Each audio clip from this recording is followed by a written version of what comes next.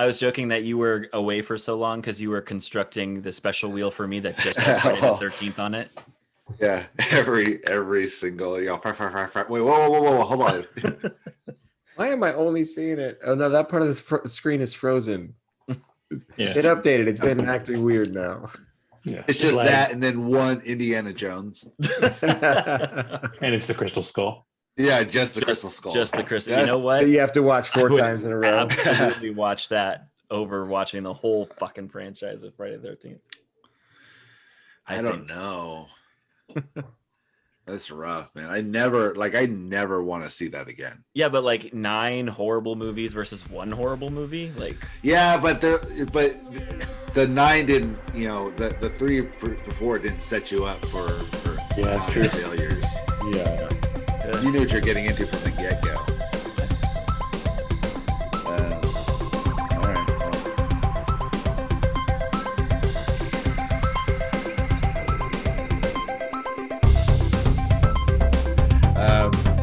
All right. Well, welcome to the All Pop No Culture Podcast. I'm your host, Opie. I'm joined, as always, by Kevin. Hey. Alex. it's on time this week. And Dave. Hello. Good. Does anybody call you Dave? Some people call me Dave. I do go by David, but yeah, I will answer. I always call you David. I change people's names all the time for no reason. Like, at work, I'll do that. There's a guy who his name is Red, and I'll call him Redrick. Redrick, real quick. So yeah, I don't know why I do that, but anyway. And then rad. That's why. It does. Some Game of Thrones shit. Yeah. And if you are new to the podcast, then you're not missing anything. But if you've listened before, Peter is here, or not here, rather. He may join later. We don't know. We're hoping he doesn't for the sake of Kevin's editing. But if he joins, just know what you had before that moment occurred. So cherish it. Yes, cherish it.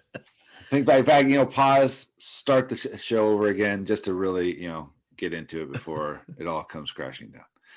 So this week we are going to be treated by a couple of reviews from Alex's franchise and Kevin's franchise. And David, you haven't watched anything this week. Have you started your new one? No, I haven't. No. Yeah, neither have I. So I think this week I'll get to at least one of the Godfathers, if not two. I did want to say, I don't know who did it. It was a while ago, but I remember someone put out a version of 1 and 2 spliced in together chronologically. Oh, that'd be cool. Yeah. So I'm like, that'd be cool. interesting to see. Yeah. So I wonder if that's something you can see, but I remember someone put that out, so that'd be kind of cool to see. But anyway, Alex will be finishing the Nightmare series finally. Very nice. And laying his next selection by chance of the wheel. God, I'm so nervous. I'm so fucking nervous. I'm nervous for you. I'm nervous for you.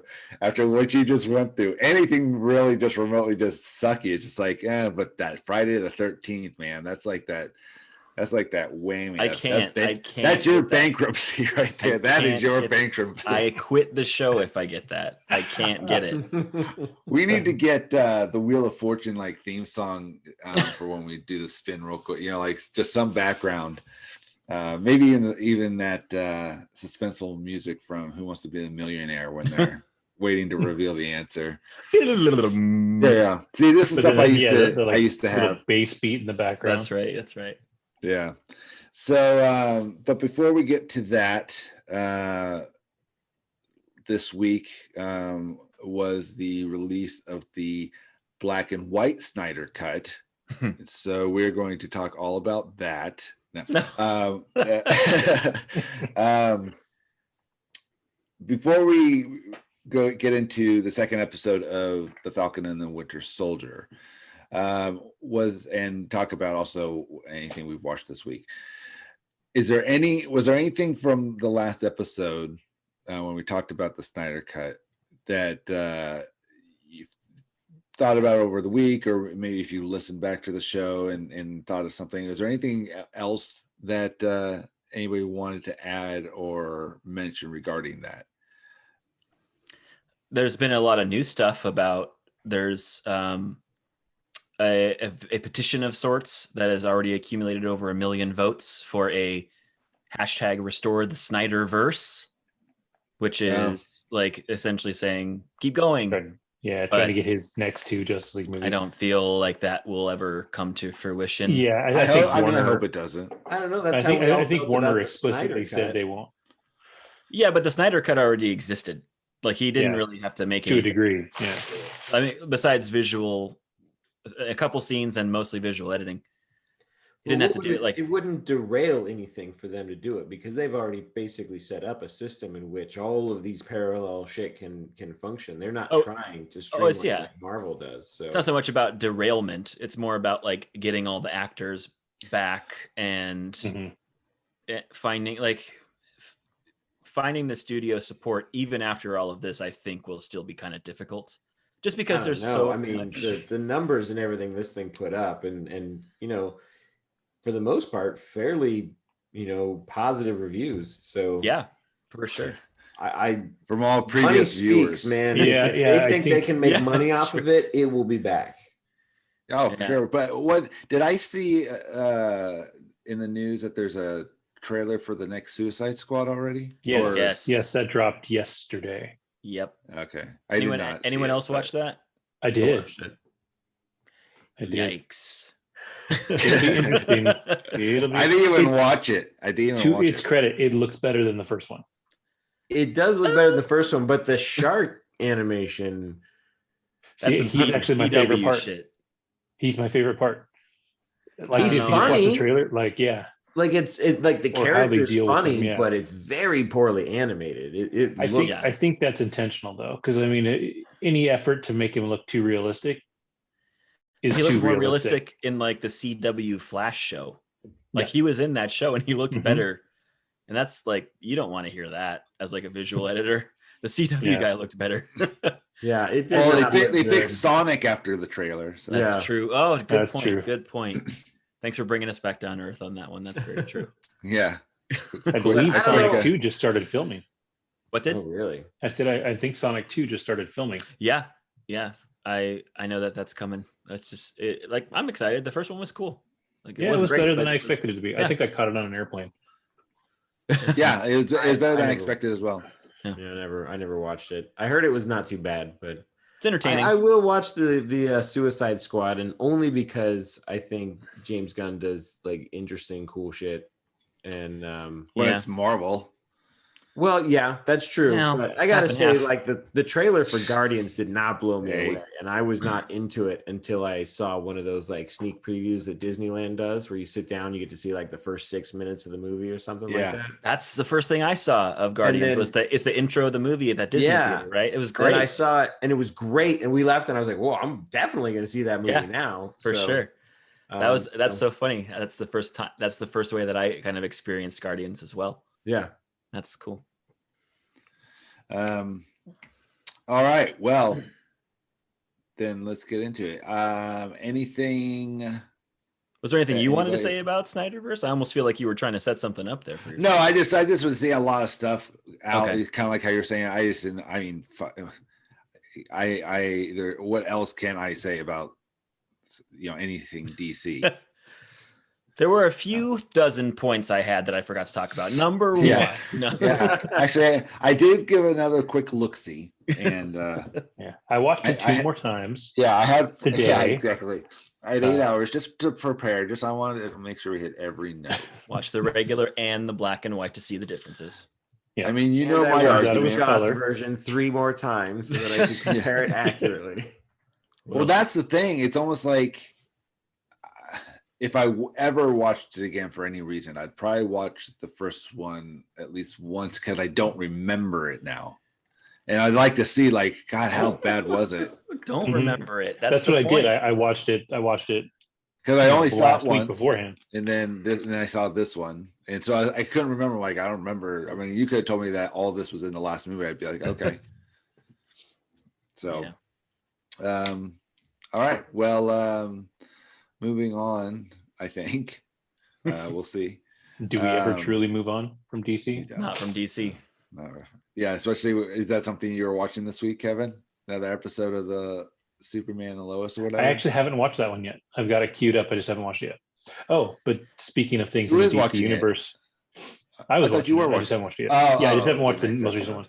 But speaking of that, in the CW universe there, they actually recast Ruby Rose's part in Batwoman. That's right. Yeah. They basically announced that she is never coming back. Her character will come back and she will not. Because instead of recasting her, they just cast a new girl to take over as Batwoman. Mm-hmm. And then now they've decided, no, they want her character to come back because she just kind of abruptly gone. Kate Kane, and, yeah. And so they whacked Ruby Rose and brought in some other girl. What was the controversy over, like, why did they want to get rid of her? I don't know anything about it. She wanted to leave. Yeah. Yeah, she's too badass. Yeah, because Ruby Rose is tough as hell. No, she just said it was too hard. Being the front person of a TV show was too hard. And she got hurt. She actually had like a pretty significant, I guess, back injury during the run of the show. But it really kind of came out like it was just too much for her to be the lead of a show, which I always thought was kind of a cop out. I was like, it doesn't matter what show it is. If you're the lead of a show, you're carrying the whole fucking thing. Mm-hmm. Like, it's going to be work. It doesn't matter what network it's on. Doesn't matter what show it is. That's a ballsy thing to come out and say, because you do that and you're guaranteed to never get the lead of a show ever again. Just sabotage your career permanently. Yeah, exactly. That's not the wisest excuse to. Now she can go back to being badass side characters. Yeah, that's all she's good for. I think she's been killed off in most of those active action universes at this point. That's fair. It's true. Yeah, so that was really important news. I'm glad I shared it. You're welcome. Yeah, that's good. It's like breaking news. Ruby Rose's career is over. Dude, I hope so. Like, wow. So, well, since you brought that up, anything else you were watching this week of no? I haven't, so I don't really have much to. Yeah, I got a couple. I caught this show, and I don't quite know what to call it because it's somewhere between a show and a podcast on Apple TV Plus called Calls. Oh, I saw the poster frame for that, but I didn't actually go through with watching it. Yeah, so it's really interesting. So it sets up this long kind of storyline that's happening in the background, and each episode is essentially a phone call or a couple of phone calls, and you don't ever see the people. What you get is like an audio waveform or a translation of an audio. Remember, if you used to have one of the old audio players for your computer back in the day, you could set it and like lines would move across the screen and do the visualizers. Winamp, man. Exactly, Winamp. And that's basically what this looks like. But there's phone calls, and they are, kind of having their own things happen, and they're discussing kind of secondarily this larger story in the background of each one. So each episode is different people, but they kind of experience the same thing. Like the very first episode is like crazy and out there because it's actually the end of the event that they're all talking about, and then it goes back and starts to build up towards that. And it's really like trippy. Real phone calls, or no, they're scripted? It's like a post-apocalyptic type of thing, isn't it? Like, or something sort of. like that. It's more like building up to a type of apocalypse. Yeah, that's what. Yeah, and it's really interesting because they've got some good actors in there. They got Judy Greer is in there. I love her. Mm-hmm. They got Karen Gillan is in there. One of the Jonas brothers, Nick Jonas, I think, is in there. Pedro Pascal is in one. They got a couple other people, but it's really interesting. It's a very interesting way to do a show because each episode is anywhere from 13 to 20 minutes long. And there's only 9 episodes. I think if you really just sat down, you could watch the whole thing in the span of a movie, basically, right? It's interesting. It's good, but it's definitely a different way of doing, what we've been seeing for a long time. I don't know if this was born out of COVID, where this was just a really easy thing to record and do. It's a good point. Or if it was planned like that, because I guess it's based on something else. like a another book or series. something? Oh, No, another series. And I don't know if that series was a podcast or what. I haven't done the research on it yet, but it's good. It's definitely worth a watch if you have Apple TV Plus. It's strange, and it gets stranger and stranger as it goes along. That's for sure. But it was cool. Cool. And then I also started watching. I guess debuted a couple weeks ago, but I'm a big fan of the show Fringe, and so the creators of Fringe put out a show on NBC called Debris. oh yeah, I saw the trailer for that. Yeah, and it's interesting. It's definitely doesn't start anywhere near as intense as Fringe started, but the idea is basically it sets it up right at the beginning. Like it's the splash screen says, 6 months ago or whatever, scientists saw a UFO basically come into our solar system, and it was already basically destroyed.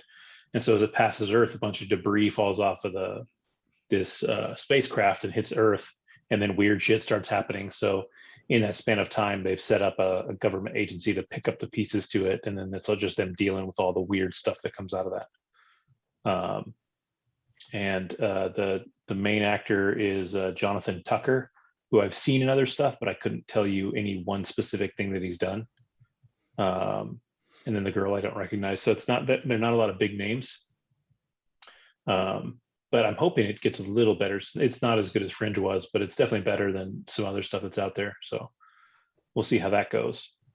And then the last thing that I watched this week was for the first time ever, I watched Scott Pilgrim versus the World. Yeah, baby. So that was so that was interesting. I've never seen it before. It's been on my list for a long time. I never got around to it. And then last night my kids were hanging out and wanted to watch something, and we were just poking around, couldn't find anything, and I said, screw it, let's watch that. It was good. It was fun. It took a little while to get used to, because it starts off as a very comic book movie, because it was a comic book first, right? Yes, I think. Yep. And it definitely is like very over the top. This is a comic book movie, and it is the whole time. But as you adjust to that, it gets easier. Mm-hmm. But I think Michael Cera is always awesome. Yeah. He's just such a funny, weird dude. And then was it Mary Elizabeth Winstead? Mm-hmm. She's great. And then Brie Larson shows up in it. I was amazed by all the people in it. Chris Evans. The cast Jason is Schwartzman. insane. Yeah.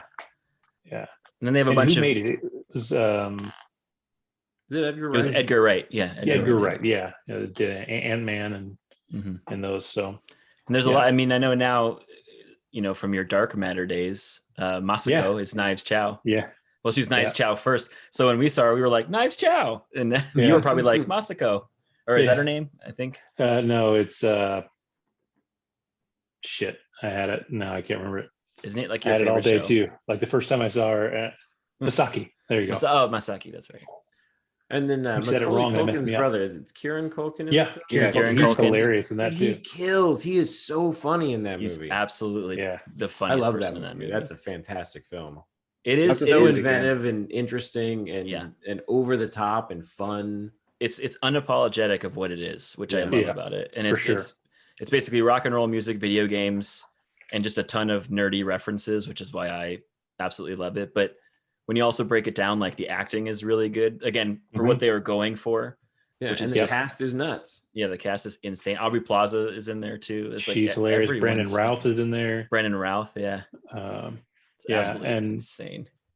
Yeah, it is. And I think, it knows exactly what it is. And so it just kind of throws that in your face. It says, take it or leave it, I can say that it gets stronger with subsequent viewings, because now right away, like this is fucking trippy, and I'm here for it. So, because I admit I saw it before I read the books. I do own the books now, and I've read them a couple times, but the first time I watched it, I was like, this is odd. But once you kind of get into the rhythm, it's so fun. It's just such a fun movie. And they're making a video game out of it too. They already have. It is out. Okay. Well, it came out years ago in conjunction with the movie.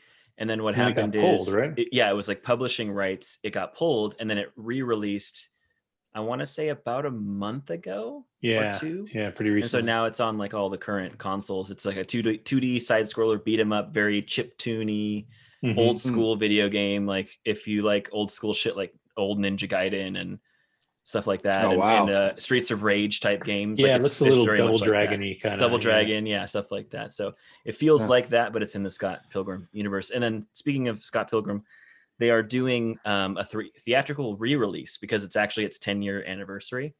So April 30th, I think they're coming back to theaters with it, with enhanced, they said, visuals and sound, which I don't know what that means, but I'm definitely going to go watch it in a theater because I unfortunately missed it the first time around in a theater, and then I got it on DVD and I watched it like all the fucking time. So I really want to see it on the big screen. I'm pretty excited. Yeah, it was fun. I definitely need to watch it again just to get a little more out of it.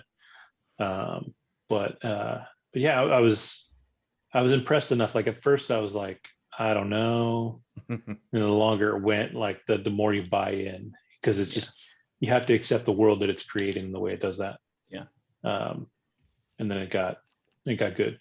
By the time you get to like the second X fight, it's all clicking on like full speed ahead. Like you're just like, okay, I get it now. Like, yeah, I think the first fight doesn't necessarily make a ton of sense. That's what I mean. What happens. Yeah, like it's like, comes out of nowhere. Thing. Yeah. And I think if you watch the trailers, maybe it made sense because I do remember that showing up in the trailers. But like if you hadn't seen the trailers and you just started watching this movie, you'd be like, what the fuck is happening? Yeah. But the fight scenes in that movie are pretty awesome too. Like they hold up pretty well. The fight choreography is actually really great. Yeah. It's not bad. I was impressed. It's a fun movie, man. It's so funny that you watched it because Sam and I just watched it just willy-nilly just like a couple weeks ago, and it's just always such a fun time. Just willy-nilly. I enjoyed it. Willy-nilly. All right.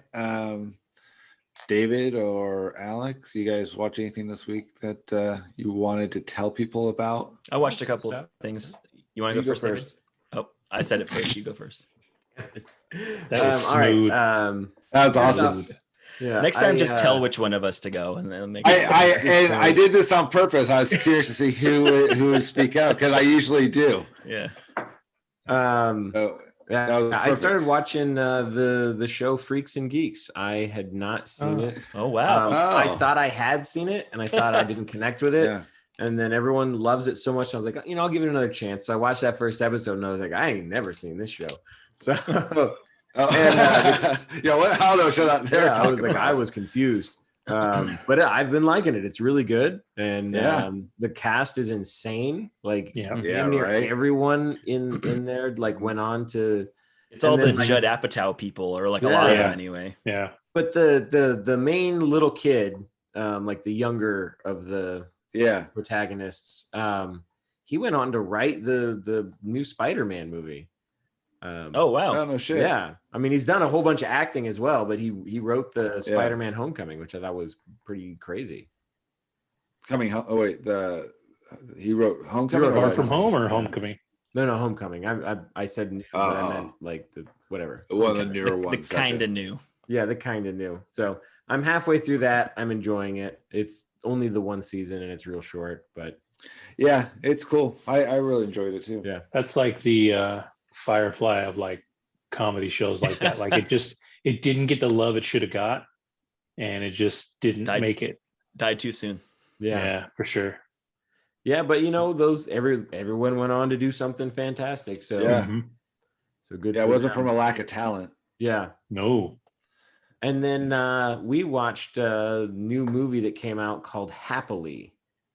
It's out for rent. Like it's in the theaters right now. So it's one of those like movies at home kind of thing. Who's in it?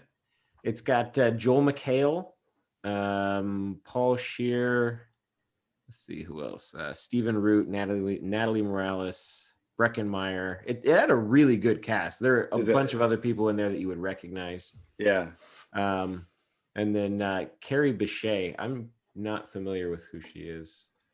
She did well. But she and Joel McHale are married. She in this- entertained me. Glowing Yeah. review. This Yeah. comedy She crime did that. romance thriller. This movie, I don't even know like where to slot this movie. Oh, really? It was good. It's very Hitchcockian in places, especially with the filming. They pay a ton of attention to the sound, so they're always winding you up with the sound, and they're doing interesting stuff with it. It was really a fine film. Basically, the elevator pitch premise is Joel McHale and his wife are they've been married for 14 years and are still having sex like 2 to 3 times a day, like in public. They're always like on top of each other. And when we're talking sex, that we're talking like penetration sex, like they're like oral and other pleasuring by hand, that happens just constantly. Like these two are always on top of each other at 14 years of marriage, which is like boggling everyone's mind. And it is in fact made all of their friends hate them. Well, this you just categorize this movie. It's a fantasy. Yeah. Well, so they start getting all this grief from their friends, and then shortly thereafter they're visited by this guy who tells them that they've made a mistake and that there are these types of people who have these abnormalities, and usually they'll happen. He said, but 2 of them happening and then finding each other makes for this really weird combo that almost never ever happens. And he's like, we can fix it. We'll give you this shot and it'll turn you guys normal. And we'll give you a ton of money for compensation. Needless to say, they're like, no, we're good. Yeah. We're getting this is busy good all the stuff. time and enjoying it. So why would we want to change anything? But so they basically, chaos just ensues from there. To try and get away from the guy, they end up at a couples retreat with all of their friends, and then they're not sure whether or not their friends set this up as a prank or whether this guy's legit or creepy or what. And it's just kind of goes from there. Mm-hmm. And I would recommend it. The only thing I'll say is they did not stick the ending. The ending was not very good. It was a very big disappointment. The whole rest of the film is really worth watching. But at the end, I was just like, okay, that really could have been done better. Like Hitchcock's Wonder Woman. Yeah. Yeah, I was just gonna say, it sounds like Kevin's review of Wonder Woman. Yeah. So, but yeah, other than that, happily, it's out now in theaters. It was really pretty cool. Is it streaming anywhere simultaneously, or is it just theaters? I got it on Vudu. Okay. Yeah. Cool. It's usually my go-to for movies at home and stuff. And that's pretty much it. We've been watching Brooklyn Nine-Nine again. I think that's coming back soon, isn't it? Time through, yeah, and it's going to be the end. I know it's the last That's season. right. Yeah, so that's kind of disappointing, but I love that show. It almost never disappoints. It's always good for a laugh, even at its advanced age now. Because other shows, they get to this age and they're just not fun anymore. Like Modern Family. Big Bang Theory, like those ones got really long in the tooth. Mm-hmm. But I think Brooklyn Nine-Nine is going to go out on a pretty good note. I would hope so. It's been great Happily, so far. Happily is also available to rent on iTunes for $6.99. Oh wow! You can buy it for $12.99. Yeah, I just bought it because I there was a chance I would like it, and I did like it. I'll probably watch it again someday. Cool. Alrighty then. Well then, Alex, how about you? Anything fit in there other than Nightmare? I was able to watch a couple of other things besides that this week. The first thing was I think it's fairly new documentary on Netflix called The Last Blockbuster. I saw that on there. I haven't watched it. I wanted to watch it. It's about the last Blockbuster. Yeah.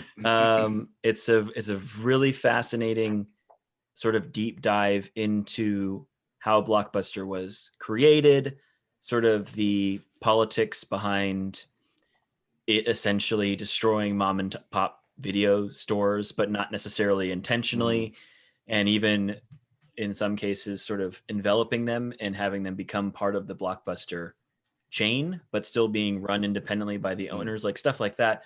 really fascinating stuff about that, but then also focuses heavily on the last blockbuster on Earth, which to date at this moment is still apparently the last blockbuster on Earth.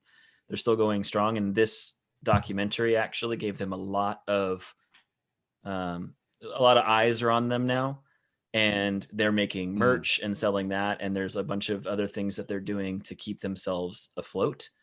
They're in Bend, Oregon is the last location, the last stronghold. Really fascinating. If you're interested about how sort of the back end of movie rental stores used to work, and then also just about this tale of this store and the people who work there, it's thoroughly enjoyable. And they have a number of actors and directors like Kevin Smith, and there's a few others I can't even think of at the moment. Kevin Smith and others that are sort of being interviewed and talking about the blockbuster days. How some of them, like some actors, used to work at Blockbuster before they became actors and stuff like that. It's really, Quentin Tarantino. They do talk about him, but he's not in it, Blockbuster. unfortunately. But he is definitely mentioned. So it's really, really a good, not too long, just fascinating, and I really hope that they keep going. It's a really cool underdog story. So it's yeah. I missed the renting a video process for really only one reason, is I could make a fucking decision. Yeah. It was much Whereas easier. now I just, it's like usually you went in there for something. Yeah. Like you're like, okay, I'm going in for this. Oh, they don't have it. All right, well, let's look at the comedy section. You either had something in mind, or you were like, I'm just going to go to the new release wall and pick the big ass wall of movies that look the most interesting. Yeah, dude. Simpler times. Yeah, exactly. For sure. Pull it down, turn it around, reading. Oh, what do you think? Yeah. And they would always have those knockoff films. Like they'd have like a full wall of Transformers and then like three Transmorphers or whatever. Like those totally shitty films that were made in 6 days to trick people, I guess, into thinking they were Transformers. Microwave popcorn at the register, all that shit.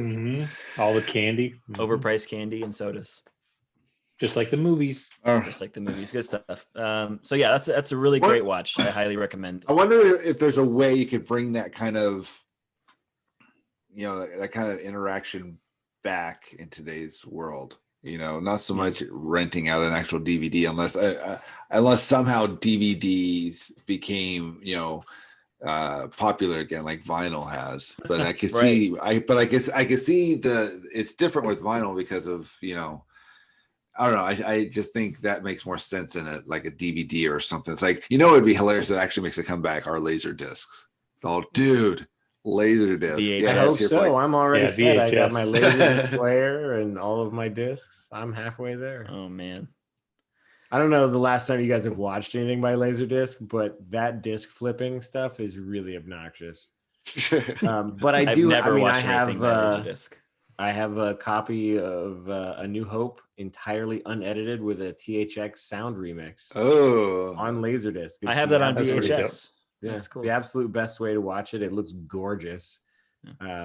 But it is 4 discs and you have to flip the fucking thing 8 times.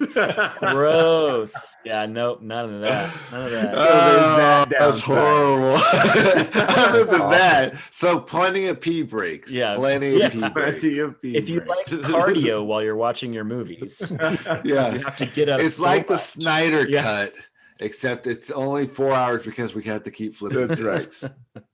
So that's a great watch. The other thing that I actually started watching, Kevin, is so me and David can go fuck off. Yeah, basically forever.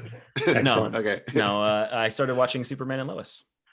Oh yeah, I've only seen the first 2 episodes so far, and it's fantastic. I really like it. It's super good. It does not feel like a CW show right? Yeah, like that's the thing. Like especially like I'm really curious when you get to the end of the 3rd episode if you feel the same way that I did, where they're just starting to move towards like the traditional CW thing, where they're introducing too many like bad guys and things. Like there's just like it's still good. No. Like the bulk of the show is still good, but you can see But- where they're starting to make But poor there's a decisions. but in Yeah. that one.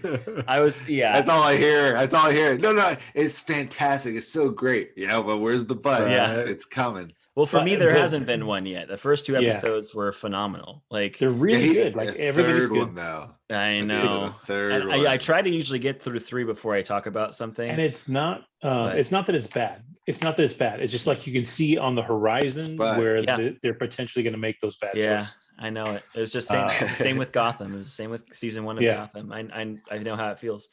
But I mean, it really is minus a few of the visual effects shots, which are very CW-ish.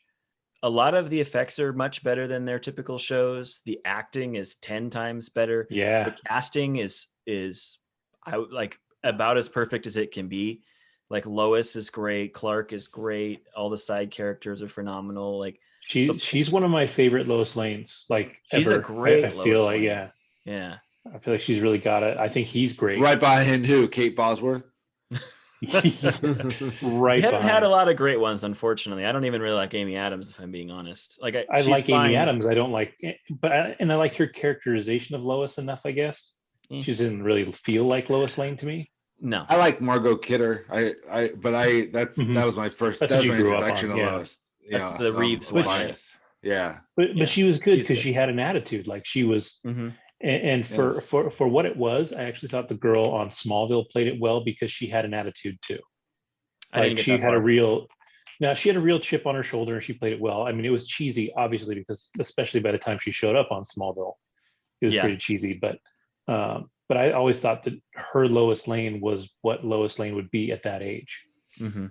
like rebellious, like smart, streetwise, Yeah. all that stuff. And this girl is like that, but like grown up. Like she's the really, mom version of that, essentially. Yeah. Yeah, it's really phenomenal. I'm super like I watched the first episode alone because I asked Sam, I was like, "Do you care about this?" She's like, "I'm indifferent." I was like, "Well, I'll watch it. If it's good, then I'll tell you and I'll watch it again. I don't mind." And like as soon as it was over, I just came upstairs and I was like, "We're watching this right now." And she was like, "Really?" And then we watched it and she was like, "That was so good." I was like, "I know." And then we Right. just went straight into the second episode and then it was time to record. We just watched them like an hour ago. Oh, So yeah. it was it's super fresh in the mind. Very, very good so far. Like I said, a couple of shots look very CW-ish, but that's how it's going to be. It's It's not a really TV what- budget, so It's not what the show is balanced on. Like it's balanced on the characterization. It's a really interesting Superman story because he's not Superman very much, at least not so far. He has a few scenes, but he's mostly Clark and he's mostly with and Lois. it's more about the people around him dealing with him being Superman. Yeah. And like what that means than it is about him saving the day everywhere. Right. And of course they have a couple of Superman scenes because you have to, but you have it's to. But the kids are really good too. The kids are good. Yeah, I really like the kids too. And And they look like they could be like fraternal twins. Like they did Yeah. a good job casting. Yeah. And Lana Lang, I've had a crush on that girl since Lana. 100 Girls. There was a movie called 100 Girls. Yeah, I don't know who that a actress million is. years ago. Hmm. Emmanuel, I can't say her last name. It's like Shrieky. It's CHRIQUI. That's not a name. She's been around. She was on a show called The Passage that was Okay. based on a book and that show was really good, but it wasn't a good idea to make a TV show out of just based on the way the book goes. But she's just pretty, like, she's not a bad actress. She was on Entourage a lot too, actually. Okay. I didn't watch that. Oh, all right, I watched that. Yeah. But I I so think I know far, you're talking about. Yeah. so far I highly recommend. Even for someone like you, Opie, who is like a kind of a traditional Superman fan, I think it scratches that itch and adds new layers to that mythos. Like you could very well see this as a continuation of the Christopher Reeves story or of the Brandon Routh story or something. I know obviously it's not. It's a totally different multiverse tale, like they all are these days, but you could piggyback off of those Supermen and the way that they acted and the Loises and the way that they acted and just keep going, like in your head canon, like it works. So I highly recommend. I'll wait till the season's done. I know you Yeah, said that last time. I would almost even just say like just watch the first episode because it's a little longer and it's almost like its own little No. standalone small film. Yeah, I think it was an No, hour and a I'll half. wait. Yeah, On it's a stream. little longer. Yeah. Like I said, if it's something that I'll like get into, I mean, it's two things. One is DC, two it's CW. So it's both those I steer clear of. I know. Yeah. So Yeah. you know, All I can I'll say wait till the end of is, the yeah. Yeah, I mean, All I you're can say is 3 this. episodes in. I'm willing to wait. But you can tell just by watching it that at least for what they've done, it is the best show that the CW has put out by No doubt. by a pretty good margin. Yeah, no doubt. So yeah. You know, the Snyder Cut's been the best Justice League that's been put out. Yeah, man, That's that true. movie fucking rules. Yeah, and then I don't know. I'll wait. I'm gonna wait. I'll wait till it's out or the whole season's done before I see that. So, All right. Anything else other than your nightmares? Nothing other than my nightmares. All right. Oh, and the movies, the nightmare movies. And I haven't watched. I haven't watched anything new. We're still working through Dexter. I'm still working through Friends. two shows that end spectacularly. Yeah, I know. Well, we're early into Dexter. We just finished season 2, so I still have a couple more. It's still pretty good. Of good storytelling. When is Lithgow in season 3? 4. Jimmy That's Smith is in season 3. That's the season. Yeah. Then it kind of curves there in the 5th season, and then just straight drop. Yeah. Mm-hmm. And then, but we're watching it because they're bringing it back. Never seen it, and they're doing another season. Yeah. And then Friends. Like I said, I'm getting through that, and I think that's about it. I haven't really watched anything else. I haven't had time. We're still watching The Great. That's the only other thing. But this whole week with my schedule, I haven't had time to really watch anything. So that brings us to your movie reviews from your franchises. So since Alex is finishing off the Nightmare series tonight, Kevin, why don't you go first and dazzle us with your review of Final Destination 2? You can't cheat death twice. Is that the actual name or is that a tagline? I think it's a tagline. It's got to be a tagline, yeah. Yeah. Can you imagine? That's ballsy. Yeah. So these aren't streaming anywhere, which is really unfortunate. How long is your spending title? money on them? 9,000 words. It's a thesis. There's going to be a big poster. Yeah. We're going to need that whole wall. Yeah. Do you have like space for the pictures of the actors? No. Yeah. There's words. It's all words. It's all words. Are there any known actors in this one, or have they all long gone? Ali Larder. I was saying, is she in front there? Because her head's cut off on your. Yeah, it might as well be. It doesn't matter. Is she? Spoiler. She's not even. She's in the first one, right? Yes. She's in the first one. Okay. She's not really a main character in this one, but she's more like a consultant, if I remember correctly. Yeah, basically. She's right in the front of the poster. It could have fooled me. Yeah, because she's the only name. Drew Barrymore was on the front of Scream. That's true. Nah, that's true. But that was to psych you out on purpose. Yeah. Yeah, nothing about this movie psyched anybody out on purpose. So just to express my disappointment, it was none of these are streaming, so you have to rent or buy them, which is really cool. And so it was it was $3.99 to rent, and it was $5.99 to and it was $5.99 to buy. And in my head, I remembered this one, and I thought it was better, so I bought it. It was $2. So I bought it, and now I own this piece of shit. It's like part of your library. Like when you're scrolling through, you're gonna be like, "That's worse." That's so much worse. I mean, for me, because I'm very proud of my movie collection. I have 340 some odd movies, and for the most part, maybe just easily less than 10. Or maybe been part of a package deal where you get 10 movies for so much, and 2 of them aren't the best. Right. But otherwise I can defend everything in my library, even like bad ones, like the reason why I downloaded it. But something where you bought it like that is like always gonna be sitting there. It's like Final Destination 2. Like, no. How'd this get in here? Yeah. That would kill me because there's no way of getting rid of that. There's no way. It's with you forever. I have a bad tattoo. I have like a personal thing where if I buy a movie that's part of a franchise, typically I have to have all of them, because if I part 2 sitting there, I'm like, fuck, like I need the other. So that's why I haven't bought Indiana Jones. That's exactly why I haven't bought Indiana Jones. Well, there's only 3 of those. Yes, there is. But it'd be hilarious if that's how they sold them in iTunes.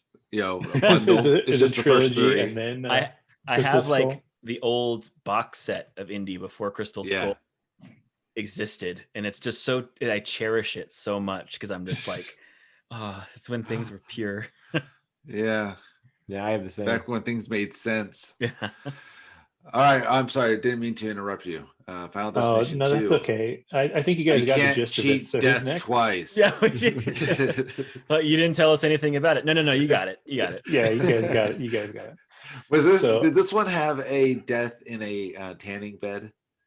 No. I still have that to look forward to. Something, I'm really excited about that. Oh, because I remember that death. I didn't know which one that was though. I think I've seen the first 3. Like way back when. I've seen none of these, to be honest. I've never seen Final Destination. So this is the one that everybody thinks about because it's the one with the logging scene where the logging truck falls off. I remember that from the trailer. Yes, that's right. And that's so when people think about Final Destination, I think they think about that more than almost anything else. That's the opening scene, isn't it? Right. Yeah. So that's what happens. So it opens with this big accident, and much like Alex watching the second movie of Nightmare, this is the first one with boobs in it for no reason at all. No reason. They're just driving down. Take them where they are. You know what I mean? Yeah. Some girl pulls up in a motorcycle, flashes them, and then and that's that. And, well, that's what causes the accident, right? I feel like that's plot development. Nope. No, it's not. It has nothing to do with the accident. It's just they're like, it's basically I was gonna say it's basically the writers going, sorry for this movie. Yeah, exactly. Here's your $7 worth. Yeah. Whenever I see stuff like that, I always think of the actress turning to her mom and going, "See, I made it." This movie. Yeah, my big I did not recognize the actress at all. Yeah, so I'm sure her career took off after that. You're like, oh my god, it's Helen Mirren. I heard that Sal Meryl Streep started her career. So it opens up with a big accident and like a ton of people are killed. It's very brutal. And then of course it flashes back right away, just like the first one, to the girl that was driving the car the whole time. And she's like, oh my God, I just had this flashback. Obviously this is going to happen, right?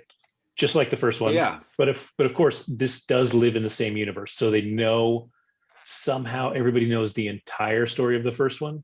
So they don't just know about the plane crash. They also know about how the whole urban legend behind it, like right, and how like everybody died in order and blah blah blah. So that's all a thing, because it would totally be newsworthy if that happened in real life. Well, that's to be fair, it would be totally newsworthy. To be fair, sort of, yeah. To be fair, and so this is also begins on the 1-year anniversary of that plane crash.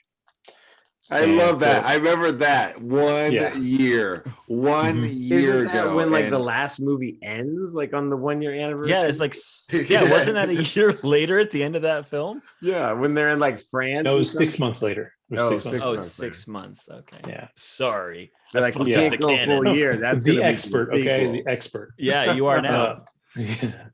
Yes. God, I'm gonna write a thesis. You will be. I'll be so famous.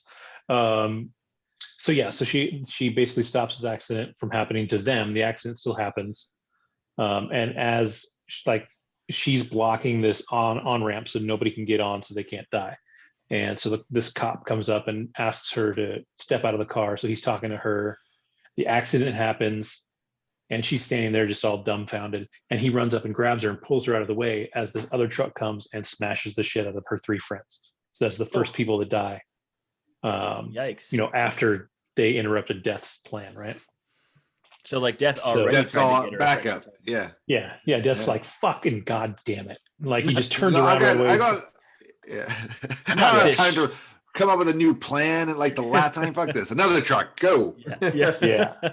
So Not this shit again, fucking kids. Yeah. That's why I had this second truck. I learned my lesson last time, bitch. So yeah. So all what these is it people- with March 4th every goddamn year? Yeah, These they're kids like, maybe fucking we play should shit. cancel this day. So like after the accident, all the people that were on the on-ramp get taken back to the police station because they didn't do anything wrong and they don't know each other. They're So all why wouldn't you person of bring them? interest. Yeah, for a car accident that they were not involved in. So like it's really stupid, but they all get brought back, and it's only the people that died in her vision, not the other people that were on the on-ramp that would have survived. And so of course they get let go because there's no reason for them to be there, so that's a whole waste of a scene other than to put all the people into one room together.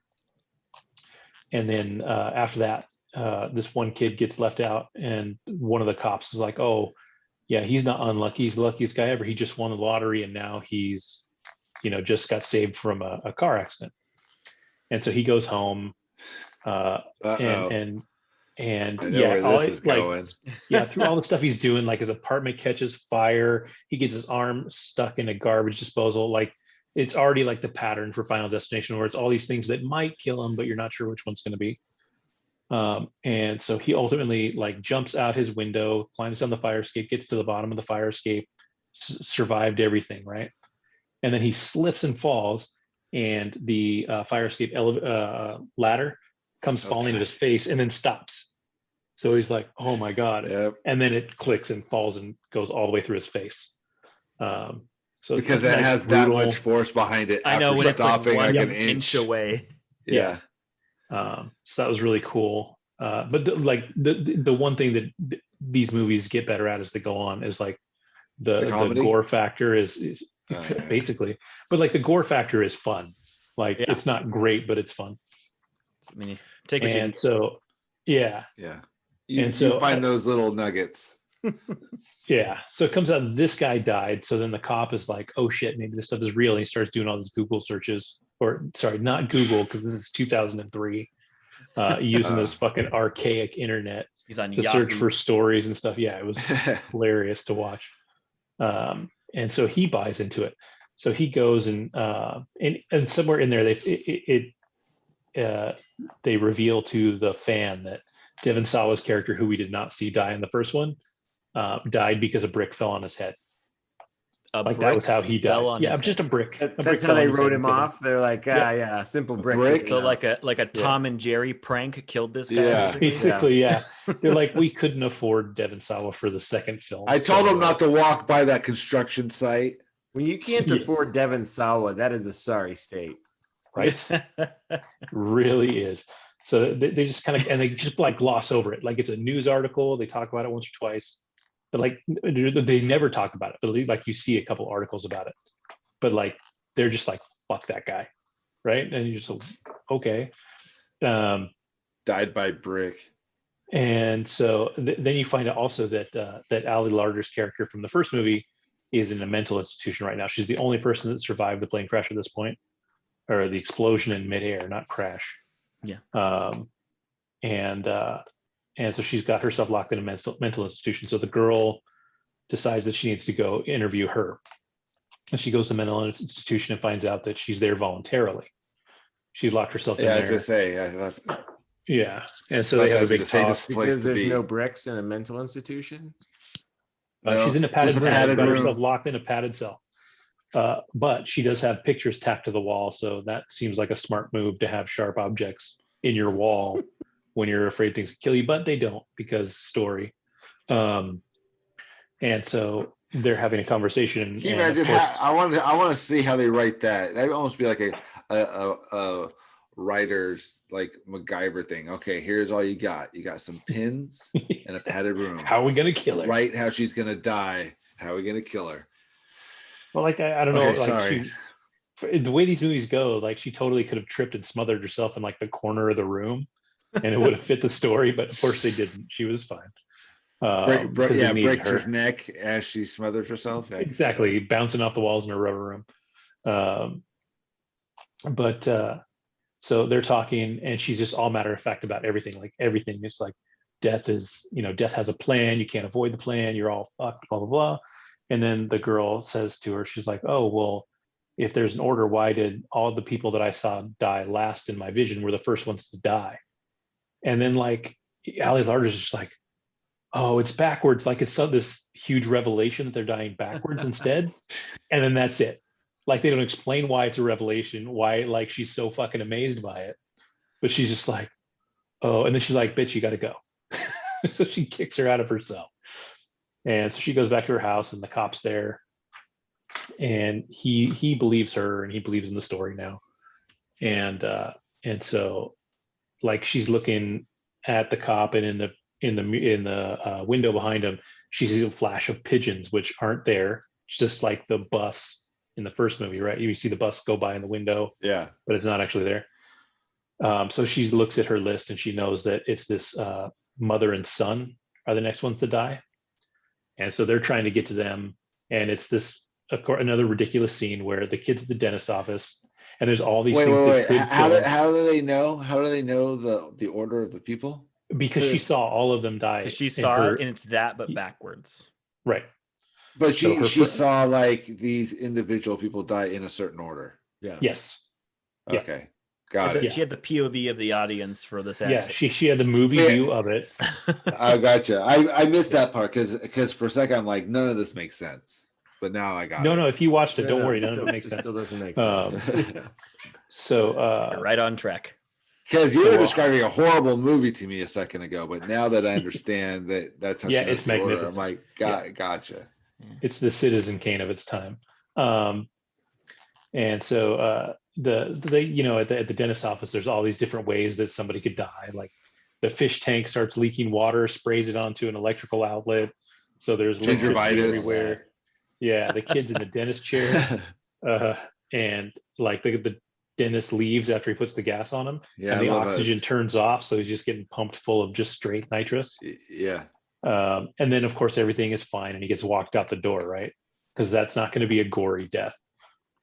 So the mom and the son walk out the door, and this son, who is like 17, 18, as the girl and the cop show up, he's like, "Oh, pigeons," and he runs at him to chase the pigeons like some kind of mentally handicapped kid. Like it's so dumb. And he runs at the pigeons. As he does it, there's this construction site where they're bringing glass plates down, and they're flat. And it literally falls flat on top of him and smashes him flat. And like again, the effects are kind of cool because you see his whole body just go. So again, this is like some Looney Tunes ass. Like it is totally. And so what the mom drop an Acme safe? Well, she cried. She cried as one would, but she survives for now. And so while they are now. Yeah, and so after this happens, you find out that Ali Larder's character has left her mental institution voluntarily because she needs to help them. She decides. Sounds like a good way to get killed. And so after this kid dies, and Ali Larder shows up and meets the cop and the girl, she's like, I know who we need to go talk to. So they go and talk to the mortician from the first one, who's the dude that played Candyman. Yeah. Tony Todd. And like, they get there, and there's some line, and he's like, the cop's like, "Oh, should we knock?" And she's like, "No, he probably already knows we're coming." So all of a sudden, not only does he understand everything about death and his plan, but he's also fucking psychic. So he knows that they're there, right? That tracks. Sure. Keep going. Sure it does. Yeah, so they get in there, and they're like trying to figure out what to do. And he's like, "Yeah, you're totally fucked." He's like, "You've ruined Death's plan. I thought we'd been over this." Yeah. He's like, and he's like, and then she's like, "There must be something we can do." And then he's like, "Oh yeah, there is one thing." And he's like, "What is it?" It says something like, "New life will put an end to Death's plan." And one of the girls that was at the accident site was pregnant. So they're like, "Oh, well, if she gives birth to the baby, then it'll all be okay." Right? Thank God she's 9 months pregnant. Right. She was right there. She was ready to pop. So they decide that. And so they go back and they meet all the people that are still alive from the Knot accident. And of course, none of them believe it, even though like people have died right in front of them at this point. And they all know about the flight from before where everybody was murdered. And so the mom of the son is like, fuck it, I'm out of here. And there's bullshit. Yeah, and there's this black dude that's there, and he's like, yeah, fuck it, I'm in charge of my own life. So they get on an elevator together, and they get to the bottom floor of the elevator, and she walks out, and her hair gets stuck on something, and she like falls, and the elevator closes on her neck, and then it starts going up, and it beheads her. That's pretty awesome. As an elevator mechanic, I'd like to step in here. I was gonna say, David, would you like to interject just real quick? There's about 4 or 5 things that are totally wrong in this scene. As a not elevator mechanic, I even know that shit. Like, hey, were you an elevator mechanic in 2003? Actually, was I an elevator? I was an elevator mechanic in 2000. Well, then you shut your mouth. And so then the black guy's like, fuck this, and he goes charging back in, takes the cop's gun, and he's like, I'm in charge of my own life, and tries to shoot himself. It's a 6-shooter. Pulls the trigger 6 times, nothing happens. And then Ali Lardick's character comes back, and she's like, it's not your time yet. So you can't kill yourself either. Death is like, no, I'll take care of this. He's like, I got an order. Death is busy in that town. Is this for like everybody around the world with just this like small community? It's just these people. They'll get to that though. Don't worry. Because these assholes keep cheating him. He's all, fuck these guys. Dicks fucking kids these days. What city is it? What do you know what town it is? No, I don't care. I don't care, Louisiana. Yeah. And so now let's see, where was I? Oh, so the cop finds out who the pregnant girl is, and rather than, he says, oh, I've got her in protective custody. But that's not what happened. He had her arrested and put in a prison cell. Like they didn't like go and watch her or sit with her. He just had her arrested because a cop can just get somebody arrested to keep her safe. But while she's locked up, of course, her water breaks. And the dumbass cop that's in charge is like, I don't know what to do. I don't want to call an ambulance. So they decide to take her van because he can't get another cop car for some reason. Jesus Christ. This is the police. This is the police of this town. Yes. You can see why people are dying all over the place. They take her van back, and while they haven't taken her van back, the main girl has a vision of somebody drowning in a van, and they assume it's the pregnant girl. And so the images aren't as clear now. It's like I'm getting water and a boat. It's basically yeah. She's like, I saw it go into the water, and I saw her hands, and she was definitely drowning, and whatever. And you're like, okay.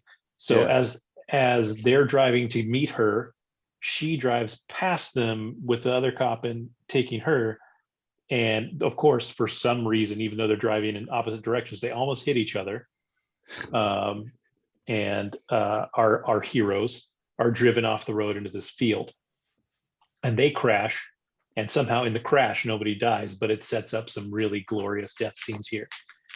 So like when they crash, this pipe shoots all the way through the back of the car, all the way into the front of the car, and sticks out, but doesn't kill anybody. So in the driver's seat, there's this big jagged pipe sticking out, and the girl that had been driving was like off to the side of it. And then the black dude from before got injured, so they call an ambulance, and that comes and picks him up. And so while they're there, the girl that was driving gets pinned, like something shot into the side of the car and pins her into the seat. So the fire department shows up, and they're using the jaws of life, and it triggers the airbag, which smashes her face back into that pipe that was sticking out. So she gets brained on the pipe. Jesus Christ. It's fucking awesome. And so in this moment too, some you're ready to be that fire guy. It's like, oops. Yeah, he does too. I'm fired. He says something super. I'm so fired. Yeah. He's like, guys, I gotta go. Yeah. He says something super. What's that? Honey, yeah, I'm on my way. Guys, you take over. It's like, my wife's in labor. And so while this is man. going on, some news van shows up, and that news van hits something, and so it's leaking gasoline at the same time. God. And so when the news van blows up, there's there's 2 fence posts with barbed wire, and they shoot across, of course, perfectly straight once they blow up. So the fence post and another dude gets chopped into like 3 different pieces because the barbed wire was traveling at velocity. And totes. yeah, so that dude's dead. And so then everybody left is like, shit, we got to go get to the pregnant girl at the hospital. And they look at some random farmer dude who hasn't had a line yet. And they're like, we need to get to the hospital. And he's like, take my truck.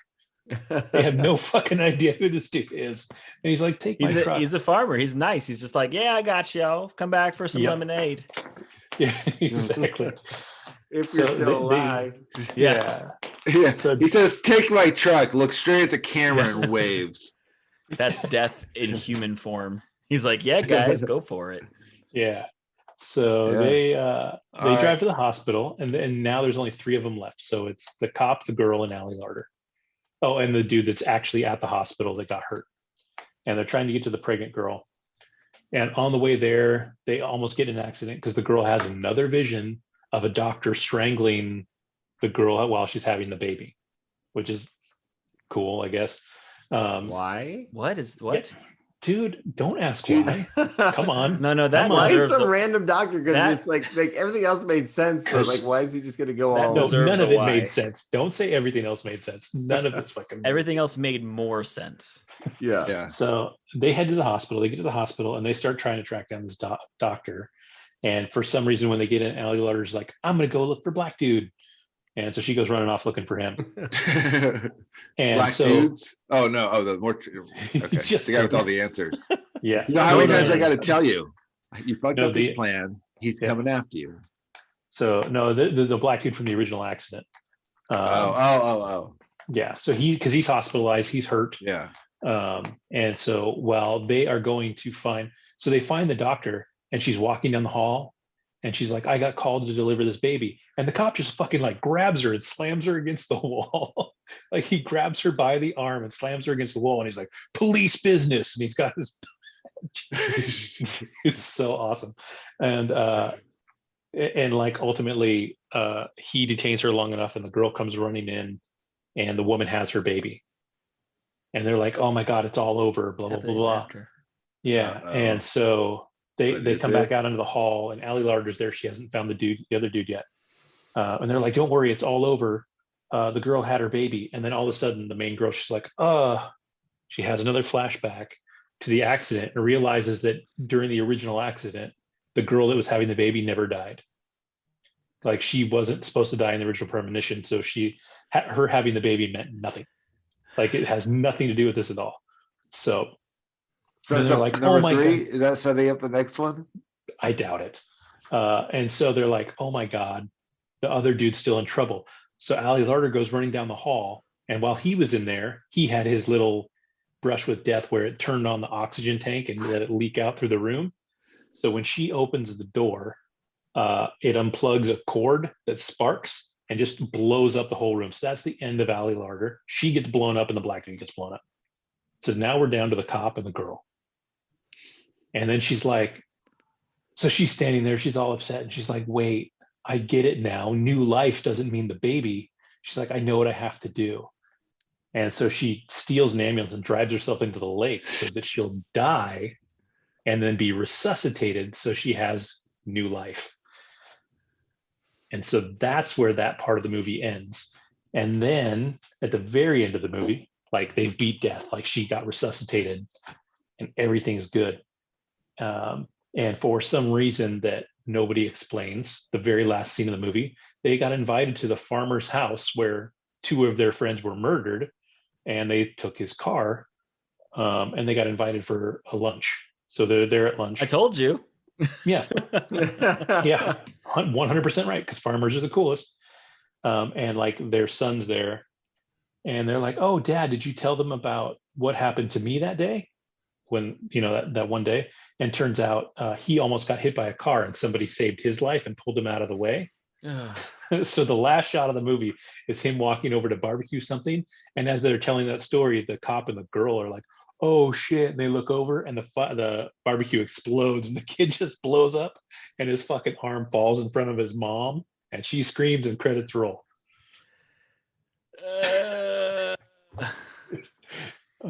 It was such a good movie. I highly recommend There's only it. 3 more.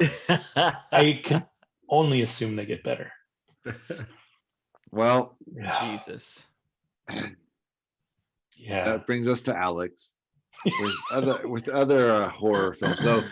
So if you haven't listened to this podcast before, Alex is going through the Nightmare on Elm Street series. Before this, he has gone through 1 through 6, basically 6 being the final nightmare, but yet there are 2 more movies after that. It certainly wasn't the final one. Yeah, and so he had Wes Craven's New Nightmare, and then Freddy versus Jason, and I sure did. So, is that the order you watched them?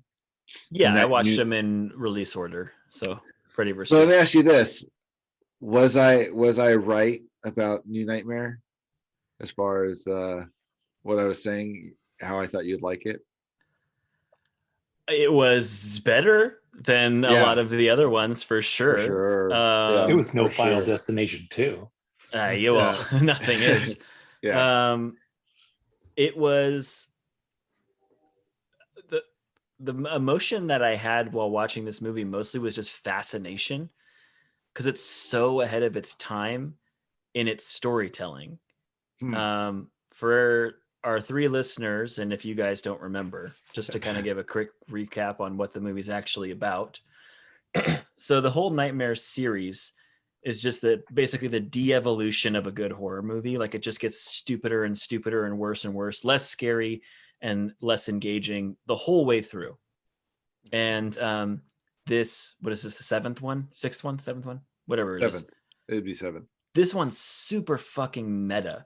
So basically it exists in the real world. The girl who played Nancy in parts 1 and 3 is playing Heather Langenkamp. Yep, is playing Heather Langenkamp. She's playing a fictional version of herself who exists in the real world. She's a movie star. She's starred in the Nightmare on Elm Street movies. Yeah. And she goes on talk shows and talks about them. And Robert Englund comes out and they're like friends. Robert Englund is who plays Freddy Krueger, in case you don't know. And it's just like about her life, essentially, at least at the beginning. And I was like, this is fascinating. It's like, hell, it's so meta. Like, some of the delivery still wasn't great. Yeah, it wasn't the greatest acting, but yeah, and it has some, it has a lot of problems, but it was definitely like way more interesting than any of the other ones, just based on the plot alone.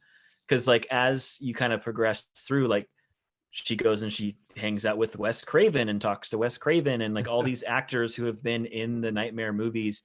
She interacts with them randomly, like they're just friends in real life. Like the guy who played her dad, she meets up with him, and she has a son and a husband. And it's like, but then like the Freddy nightmare starts happening to her in real life. So it's got like all these layers.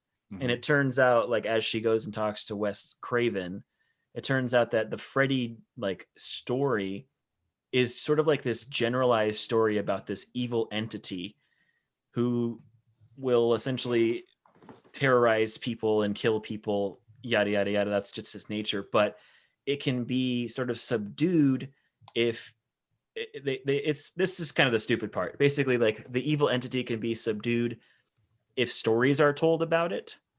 And so those stories have been the Nightmare on Elm Street movies. But since they're over, and since Freddy's dead from the last movie, the entity has started to reemerge in the real world. Yeah. And so that's like the gist of this movie, is like the blending of this fiction that this actress has lived in as her character, and sort of the blending of that into the real world, and it taking the form of Freddy, because that's what she knows as far as like a fear icon. And so it just starts bleeding her world and like into this fear world, and he starts invading the dreams again and killing people. And, the execution is what it is. It's not great. It's not horrible. Freddy looked pretty cool. He was different looking in this one because he's not technically Robert Englund. He is another like being. He still has the same general look, but The makeup was enhanced. The claw was different. Like it was like a whole new take on him. Is he played by Robert Englund or Yeah, he's still played by Robert Englund, but then also in the movie in random spots, Robert Englund plays himself as just a regular man. And it's really, really interesting. Still not great, but certainly miles above the things I've been watching. Like I thought the same thing. I mean, there's definitely problems with it, but I would definitely watch that before I'd watch anything other than the first one. I would even say out of like that main line of movies, I probably would watch this one even before the first one, just because it's so interesting. And I feel like this one would benefit from multiple views because I went into this knowing nothing. And so when I saw the actor who played Nancy, I'm like, isn't she dead? And then they were calling her Heather. And I was like, isn't that the same? I was like confused because I didn't actually know what the movie was about because I didn't care. I just started watching it. You just had to get through it. I was just like, let's just fucking go. So I didn't read the synopsis. I didn't watch any trailers. I just hit play. And then I was a little confused at first, but then when I figured out what was going on, I was like, oh, this is like fascinating. It's the first one since the first one that I actually actively watched all the way through. Oh, cool. Because the rest of them I fucking drifted so much. I'd look at my phone, I'd just stare at the wall, like I just didn't fucking care. But like this one was truly ahead of its time in the way that the story was told. Doesn't land everything. Some of the plot points are really stupid. They do some Freddyisms, which are really dumb. Like she picks up the phone and the tongue comes through the bottom receiver, which I think they did in a different movie. That's in the first one. Yeah, and I was just like, they don't need to do that again. Like that's such a stupid thing in the first place. Like how Freddy's trying to like make out with everyone all the time. I'm like, it's so stupid. Like just cancel that. Like, but it definitely was easier to watch than all the other ones that I'd seen before. Like for sure, out of the main series, you could argue the first one is better for sure. It's the original. It definitely still holds up better than the rest of them. But this one is a strong contender as well. Like if someone was like, "This is my favorite Freddy movie," I'd be like, "Totally."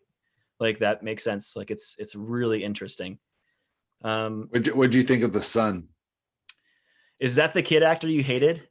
Yeah, that's the one. I could tell.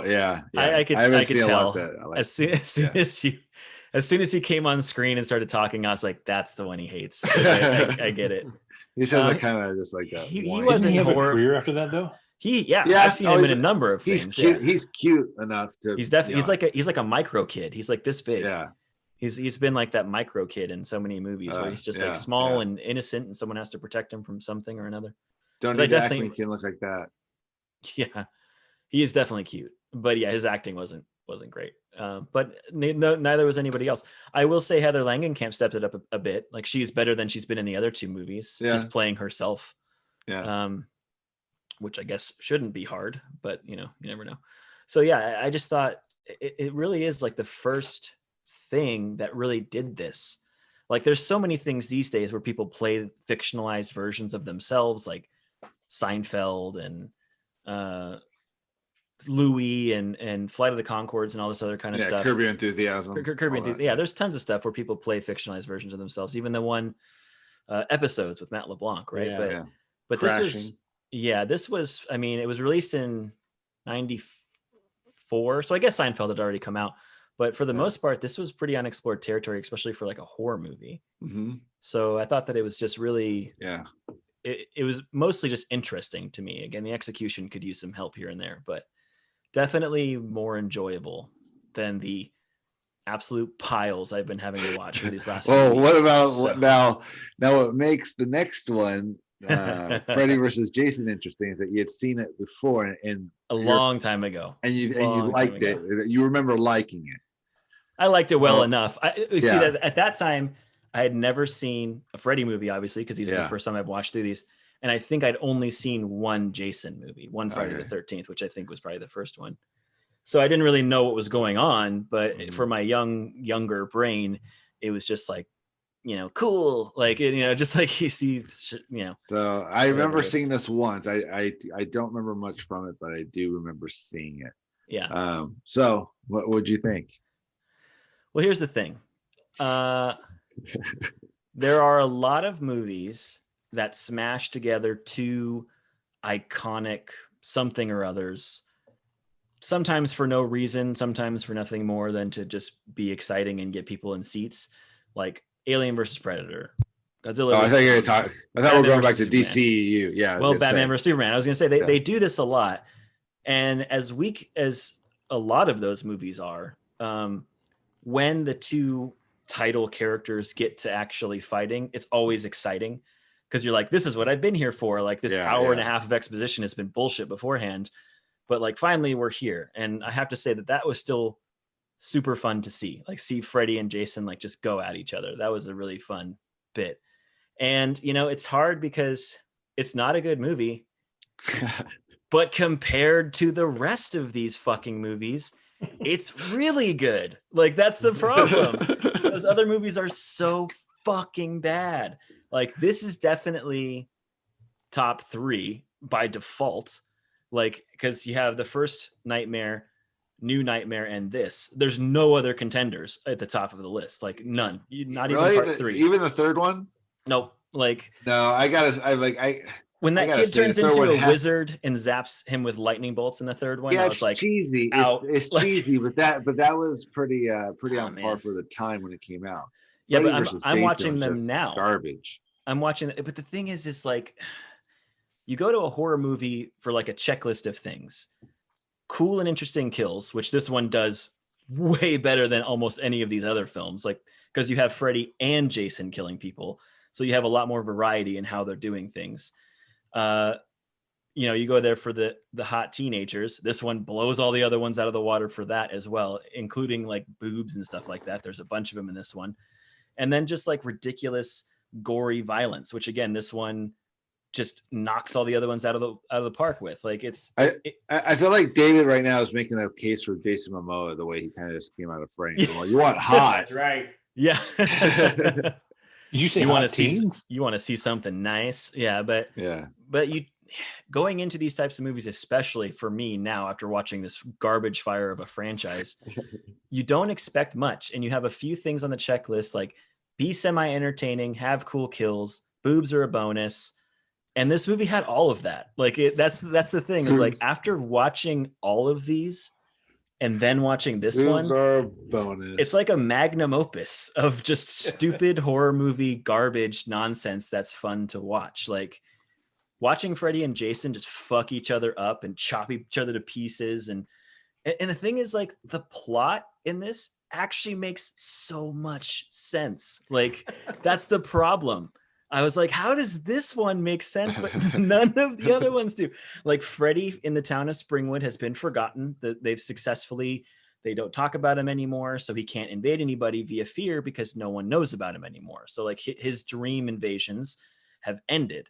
So he manages to get a hold of essentially Jason in his dreams, imitates Jason's mother, and says like, go to this town and kill these people. They're responsible for my death, blah, blah, blah, which ties back to Jason's origin story.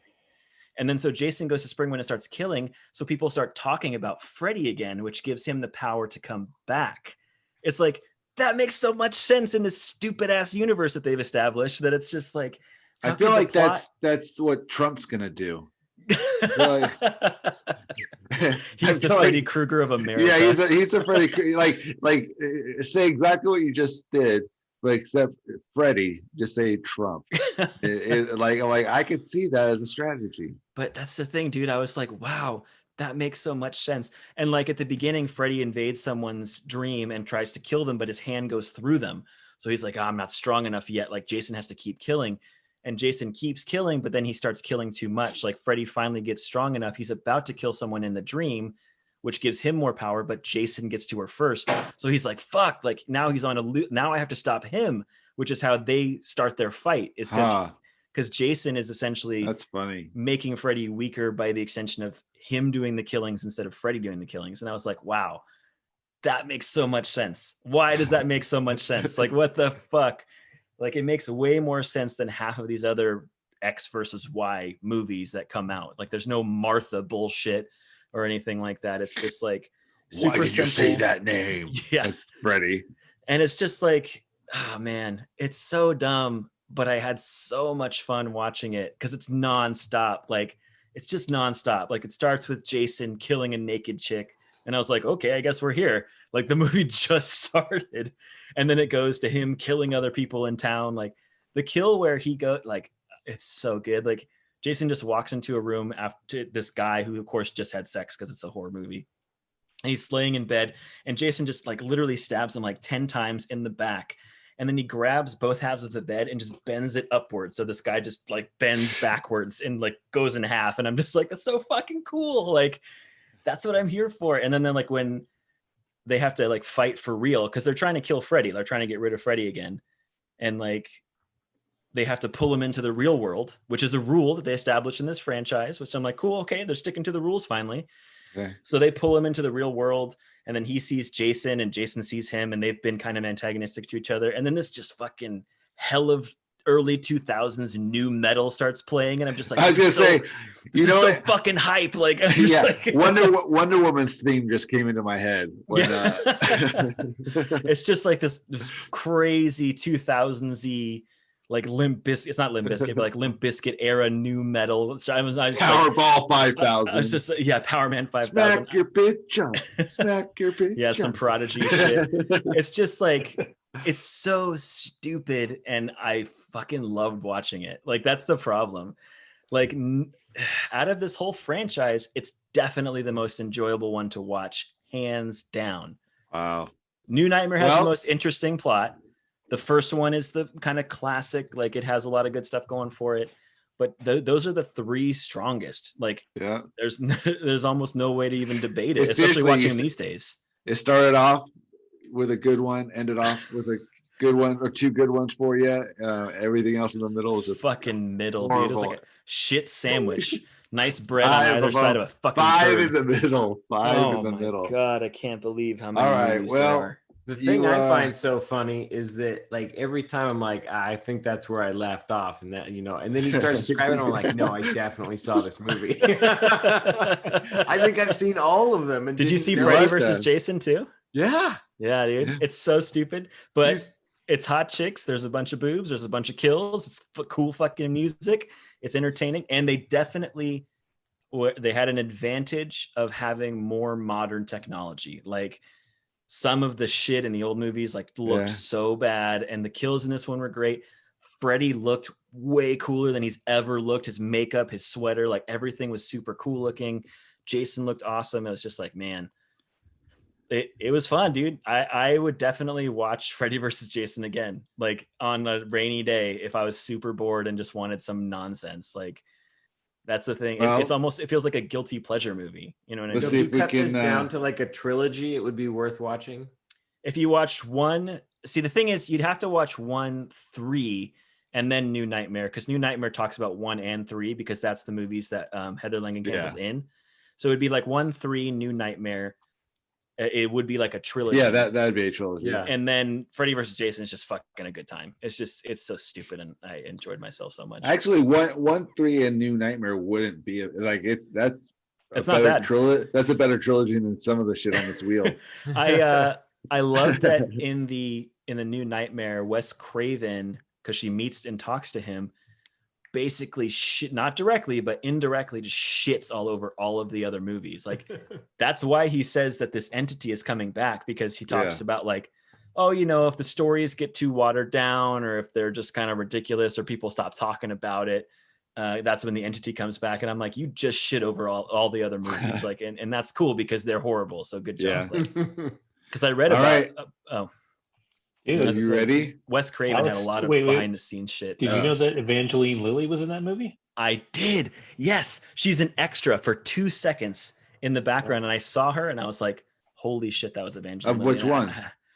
Freddy versus Jason. And that was 1 year before Lost. Yeah. So she was in she was in Smallville twice too, same way, just little bit parts, and then I absolutely saw her, dude. I forgot I was going to tell you about that. That was so crazy. That's funny. Because I saw her in the hallway. I was like, wait, rewind.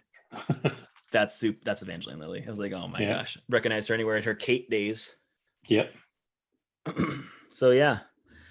If you're fucking bored and want to have a good time, watch Freddy versus Jason. And the only problem with watching New Nightmare is that for it to make sense, you kind of have to watch a bunch of other movies that are not good. So it's hard to recommend. But it is incredibly interesting to watch, and just in how meta it is. So there you go. I'm fucking done with this motherfucker. I'm taking him off my background. Well, let's see how Make sure you set up the Friday the 13th. It goes for you. Fucking shut up, dude. I swear to God. There we go. Okay. I'm prepared to laugh so hard. I'm so nervous. I'm so All right, we can't see. A little bit I more. tried to get the. Let me see if I lower the brightness. It's all right. We can see it fine enough. It's all right. Yeah, it says Friday the 13th right there. There you go. Jesus Christ. Spin the wheel. Oh, wait, hang on. Before you do that, I can add one, right? Oh, yeah. You want to add one? Well, I wanted to see if it was on there. Is the Matt Reeves Planet of the Apes trilogy on there? It is not. Add that one on there. All right. The trilogy. That's a great fucking trilogy. I hope I get it right now. Yeah, that's actually. good. I think I have it. Yeah, I have it.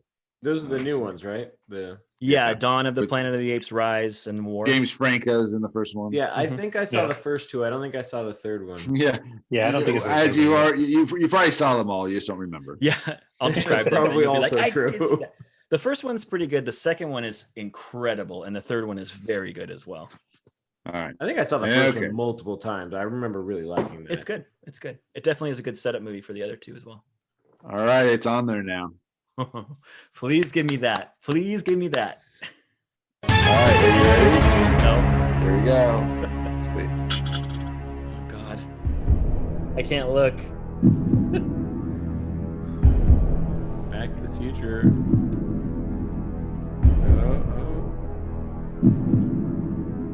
It's so delayed. American Pie. That's not bad. At least they're funny. That's not bad. Those go Yeah, down it's a lot real of boobs. fast, too. There's a lot of boobs. There's 3 of those, right? There's a lot of. There's American a lot Pies. of those. Yeah. Yeah. What do you mean? There's like how many are there? Hang on. Like Oh my 9. God, there's a lot. I think there's more than 3. Eugene Levy does like 3 by himself. Oh no. Oh my God. Hang on. I need to like look another this 9 up. movie series. Hang on. I need to see because like are they all part of the same like chronology or do they like go off on random? Gene Levy's in a bunch of them. No, I think there's like maybe 4 or 5 of them, but it's not good. Oh, there's 4. There's American Pie, American Pie 2, American Wedding, and American Reunion is what it says. Okay, yeah, there's the American Pie Presents, but we won't mention Oh, that. that's yeah. That's There's like 5 of those. no. We're So doing American Pie 2, American Pie, American Wedding, and American then Wedding, American Reunion. Okay, I can do that. 4 is not bad. Fuck, you scared the shit out of me. I was like, there's not like 9 of these, are there? I could not. If you handle it. add the American Pie Presents in, there I'm not gonna do are that. there are like another 5 of those. I Yeah, need to there's a see lot. early Chris Evans. I haven't seen those movies in a long time. Or he was in That's that. not right? Chris Evans. No, that's Chris. No, that's not another What's the teen one where movie. he has the whipped cream? No, That's that's not another Blues. teen movie. Oh, that Not was the another parody. teen movie. Oh. Yeah, Darn it. that's Oh, he's really making funny. Fun of us, you know. that movie. Yeah, I is made fun hilarious. of all that shit. He's playing Freddie Prinze's Jr.'s character basically. That's right. And Okay, So, well that's all fine. right, well, good. Four mediocre comedies, a hell of a lot better than these. Well, the 90s. first one I think is one's funny. I'm really not sure if pretty it'll good. hold up. Well, I'm that's the curious thing. if it'll hold I'm up. curious if it'll hold up. I watched it back in the day, and it was very funny. But I'm wondering how funny it is now. So So- we'll see. Maybe it'll still be great. I hope Cool. it is. Well, you get to see what's her face. Oh, that's so much better than so many other things I could have gotten. Yeah. He's all gonna watch all of them like tonight. I'm going Do you Wow. want now. to enact Let's that go. veto thing you were talking about earlier? No, we're Alex? not going to talk about that. Don't worry about that. Opie doesn't know about that. What's that? A veto? No, of course nothing. you're gonna come. Of course you're gonna come up with. I have a veto motion. I'd like to. Well, here's the that- thing. If I would have gotten Friday the 13th, You would just left the show. I would have. Yeah, we I'd be never like, would well, have seen them my again. last episode, my Well, farewell. that's why we would have had. Yeah. I'll get right on those. Screen goes black. That's it. Doesn't respond to text anymore. I just leave the group chat. You're like, wait, what? Oh man. Start writing you. Turns out you moved. Oh. It's like, change he doesn't change even my live- number. I live in doesn't like even live in the Antarctica. same apartment anymore. I have 3 films to go through, so I have a few weeks before I have to spend again. But I live in fear of that Friday the 13th too. Man, I do not want to go through that. That's gonna be rough. I hope all of us have a Friday the 13th. Like I've had Nightmare. I hope someone gets like Friday. I hope someone gets Hellraiser. If it's all There's like, Halloween's in there too. if it's all me, that becomes less interesting. Especially No, that's hilarious. no, that would be agree. goddamn hilarious. no, but Oh honestly, my like, god. legitimately, I would want someone else's opinion on Freddy versus Jason. I don't want to talk about it again. I mean, I'd watch it again because it's actually kind of fun, but I'd want to see what someone else thought. So like genuinely, it would be bad if I got Friday the 13th. I'm just saying that right now. I wouldn't see mind watching getting it. that I've one, seen a bunch of them. It's on HBO. Any of them. I'd watch it. What? You know. Something that was really annoying to me today, actually, because I just went on to HBO randomly to see, like, oh, maybe I'll watch something before the show. I was kind of surfing around. Now that I've watched all these fucking nightmare movies, Oh, it's totally boned your algorithm. all my recommendations are just like fucking, Critters and Hellraiser and I'm just like, fuck, like I don't actually like these. I just had to watch them. My up next queue is just abysmal. Like it's really bad. So You should just start playing a movie that you just to level it out. You don't have to actually watch it. Just turn on Tom and Jerry or something like that. Oh my Just god! just create a new profile for yourself so you can I sign just up for those cancel my movies. HBO at this point. Has Start over. anybody watched Tom and Jerry? Didn't Pete No. watch it? I'm sure he did. He probably watched it twice. Willingly. I think he That's talked probably about what he's it. doing right now. I don't Did think he he's talk talking about about it? I'm Yeah, 99% his 14-year-old sure he daughter's talked like, about no it. thanks, Dad. And then Did he? fucking watched No. He did talk about I it. don't remember him. No, he talking hasn't talked about it. I mean, He granted, I definitely usually talked black about out it. when he talks, but I don't know if it was no. talking about it as in like, oh yeah, I want to watch that, or oh Yeah, I that watched sounds I like it. remember. That I sounds don't- right. Yeah. I don't know. I know he talked about it though. I just don't remember what context it was in. Yeah, I'll probably watch it. I mean, you got kids. Yeah, I'm I sure mean, that's exactly. Yeah. We started talking about Pete, and this is when he's going to show up. Yeah. Just don't mention his name 3 times in a row. As if by wizardry. Yeah. Yeah, he pops in like Alice at the end of Brady Bunch, right in the center square. All right, let's talk about Falcon. Oh, that's right. I forgot. I was about to say, let's get off here now before we tempt fate. I know you Okay. forgot because we were supposed to talk about it second, and you're just like franchises, and I was like, oh well, let's just fucking do it. Well, I felt like our other discussion was going far along, so I thought we had to move on. But yeah, Falcon and the Winter Soldier. Second episode just came out last night. So Friday night, yeah. so you haven't watched, this is Wednesday, probably when this comes out. So you probably watched it, but if you have not, spoilers ahead. Mm-hmm. Definitely this episode, I think we kind of talked about last week where, we kind of expected this one to still be a little bit more story moving along, but definitely setting up, the rest of the season still, I think. Definitely go more into the new Captain America, his backstory, Yeah, a his, lot. a lot of it. So kind of, I mean, for all intents and purposes, kind of answers the questions you would have had for him, still kind of like, I don't know if it's something where they're building up like a misdirection in terms of, this is who this guy is, but he's, maybe he's somebody else kind of thing, that kind of thing. But I don't know. It's interesting. I find it hilarious to see, Sam and Bucky in this world. Yeah, it's like you guys are Avengers. Yeah. You just fought Thanos and this whole thing, and now you need a ride by second-rate Captain America. Yeah.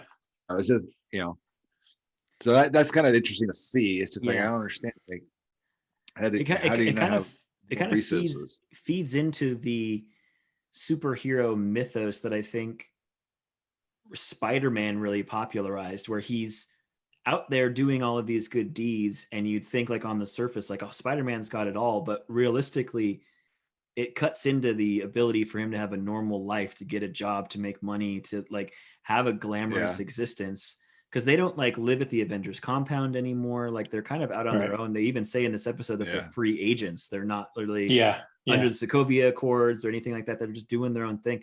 And in sort of doing that and detaching from the larger group, they lost a lot of their like resources and money, I guess. I mean, even Sam talks about it in the first one.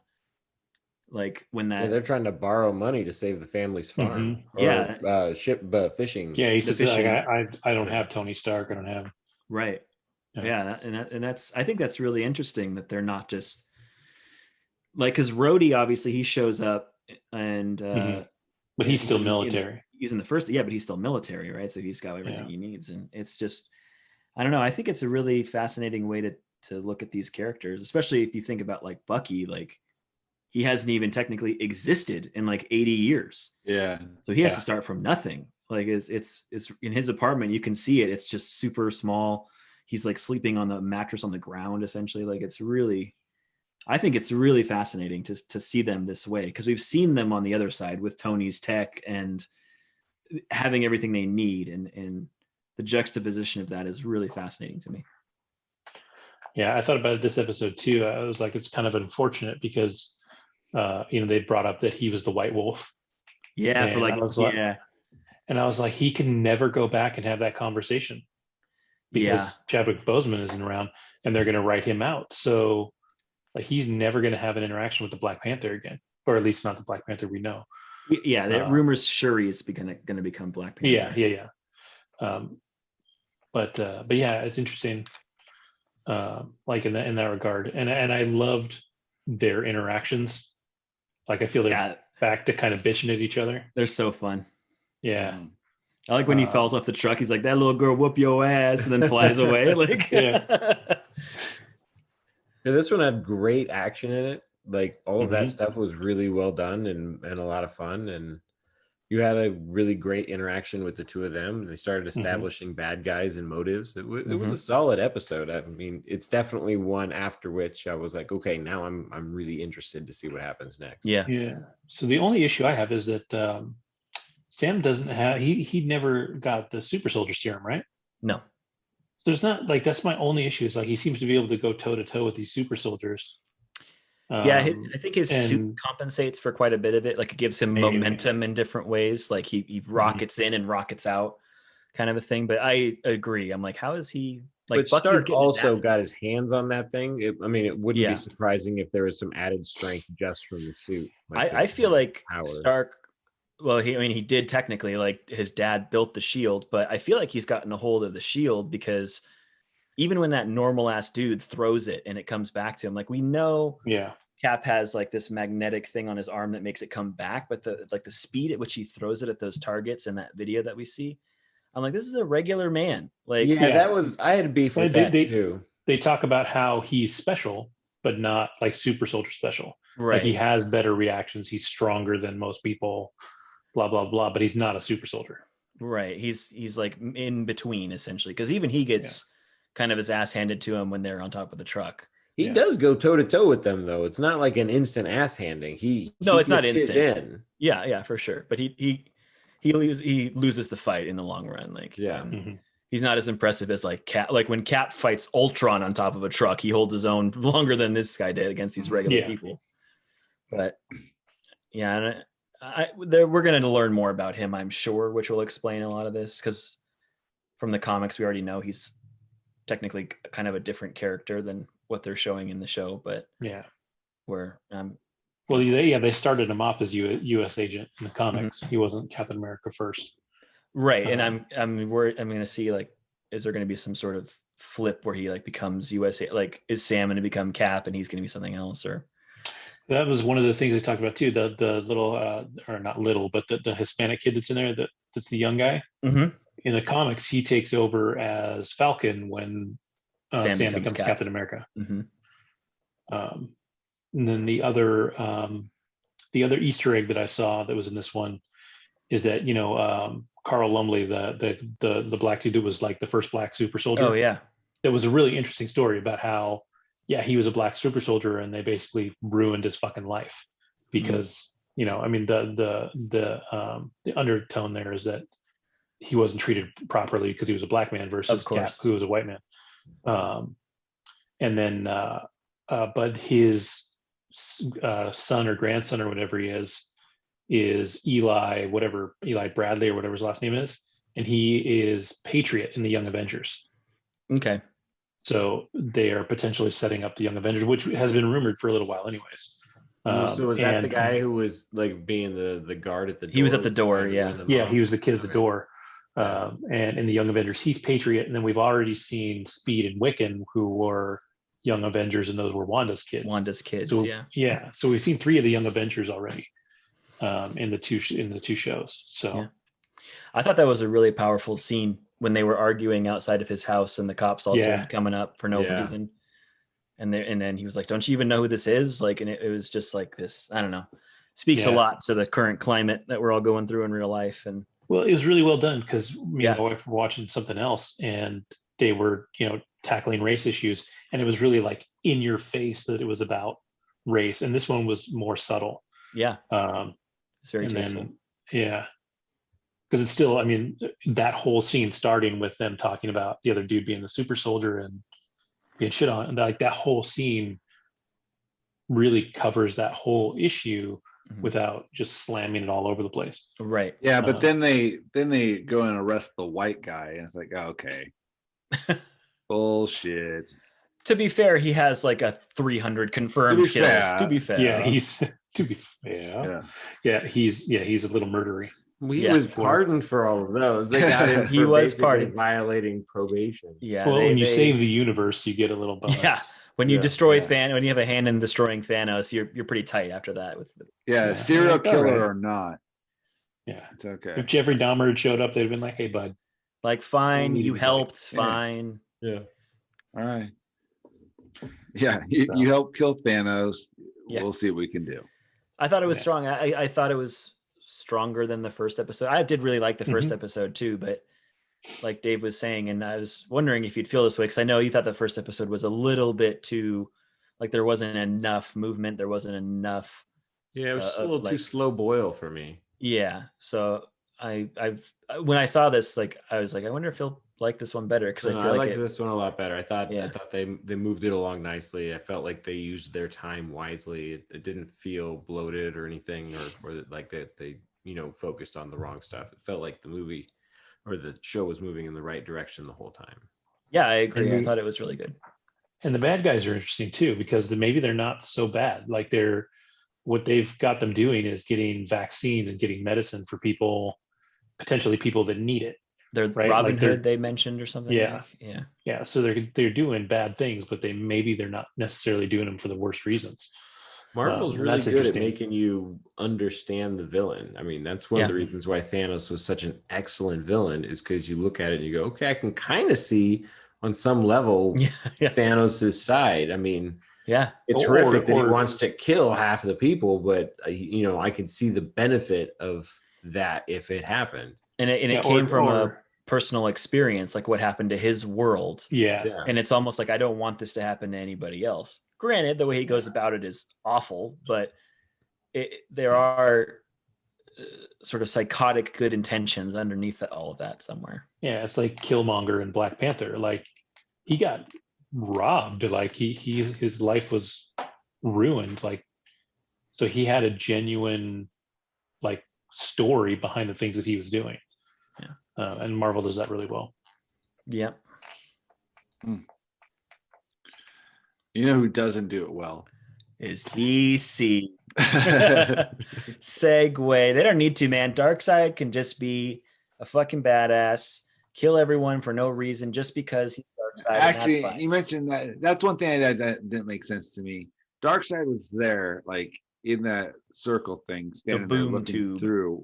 Why didn't he just jump through real quick? Because he was intimidated by Superman being there. Yeah, because he got his ass kicked last time he tried that. The whole reason that he almost died. He came to Earth, or that Steppenwolf came to Earth to try to help, is because Superman was dead. Because they were like, oh, no Kryptonians, we can probably do what we need to do. But then he's back, and they're like, oh, fuck. I thought you said he was gone. He was gone. He's right there. You said he wasn't here. I can see him. He's right there. Fired. Yeah. He's not here, huh? Well, who's that flying dude with the red eyes? Yeah. You see how I'm missing a horn? Yeah. I didn't bang it on something. That's actually kind of cool when he burned off that horn. Oh man, that was so Yeah. brutal. How he was just beating his ass into the ground. Yeah, I loved it. sure. Oh, like your big brother shows up. Yeah, Noogie. Time for a wedgie. All right. Well, all right. I think we got this episode fairly unscathed. So if you downloaded, then thank you for listening. And next week, probably back to normal with Peter. And let's see. I'll probably have watched at least one of the Godfathers. Also, real quick, before next episode, Godzilla versus Kong will have released. I'm gonna go see that in the movie or in the theater, man. I have tickets for the theater. Nice. The one down the street opened up like a week ago, and they're like, "We're playing it." I was like, "Fuck yes!" So yes, we don't have any theaters around us over in yet, do we? The one in Livermore is open. I'm going to see Nobody tomorrow. I was gonna say I lot heard of pretty theaters good things about that one. Starting to lift regulations. Like they still have really good spacing. Like if you buy seats, the two next to you are not available. Like that's how the theater I'm at. The theater I'm at is doing it, which I'm happy it's open, and I'm happy that they're taking it seriously with the spacing and stuff still. So it's like you won't have people next to you, which is fantastic to begin with. But yeah, I couldn't not watch that in theaters. I was really bummed because like 2 weeks ago that theater was closed. I was like, fuck, nothing's gonna be open, and then it popped open like last week. I was like, fuck yeah. Both the theaters in Livermore are open. There you go, man. Yeah, but I'm you gonna have watch it the night HBO it comes either out way. at home. What's that?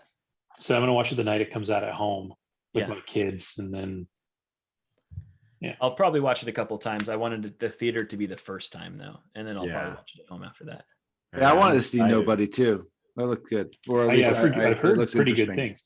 We're gonna go see it tomorrow night. That's currently the plan, or is it tonight? I don't know what time is it. Nope, still tomorrow. I heard Odenkirk actually like trained hard for that movie. Yeah, I saw some footage of that, man. He looked like the fight sequence that he was learning. He looked really sharp. Yeah, I heard it was like he trained for like a year. Wow. Yeah, like he wanted this bad.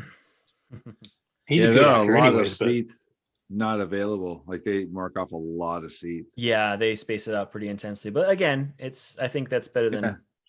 No, it looks like only maybe 25 to 30% of the seats are available. If that. Yeah, that's crazy. That's good. It's just interesting. Yeah, so we'll definitely have some Kong versus G-Zilla talk next week. Hell yeah. Yeah. So I guess would that hit the theater on Thursday as well, or Friday? Wednesday. The 31st is when it comes out. Oh, Wednesday. Yeah. Yeah, we're seeing it in the afternoon on the 31st, and then I'll probably watch it again at home like the next day or the day after. If it's good, which I hope it is. Ooh, Tom and Jerry's in the theater. Yes. Canceling my tickets. I'm going to go see that instead. Raya and the Last Dragon. I'm holding out for IMAX for Tom and Jerry. Tom and Jerry. Oh yeah. I want to see that hammer as big as possible. I want to see IMAX 3D. That IMAX Zack 3D. Snyder ratio. That's right. The Snyder cut of Tom and Jerry. Oh, how much slow motion. And he's got those fucking girls on the side of the beach again. Jesus Christ. It's 6 hours long. Oh, yeah. It's like every time they got to come out. Every time. That's the scene that Zack Snyder cut out is Jason Momoa going, "I'm leaving now. I'm leaving." The girls come out of the house, start singing. Yeah. All right. Maybe they have to sing to get the water to start rising up. Oh, like there that. you go. Yeah. Let's not fall down this hole again. Stop the episode. Stop it. Just leave the meeting. Leave the meeting. Just end it, Kevin. All right. Well, thank you for listening. Thank you for downloading. We'll talk to you next week.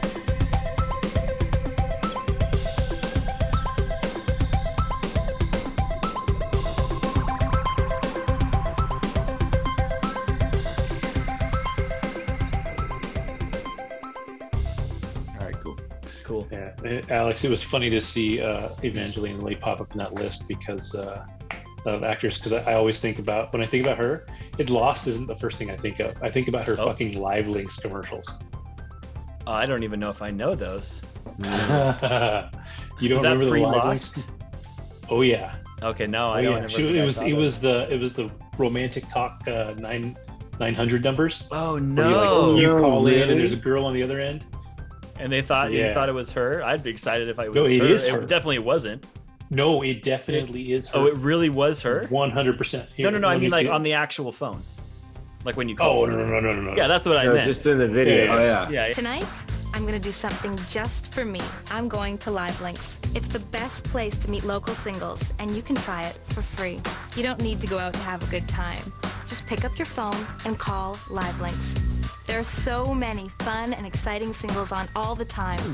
You can always connect live with someone local. Try Live Links for free and meet someone special right now. Try Live Links free. 1-800-210-1010. Boulevard Media, 18+.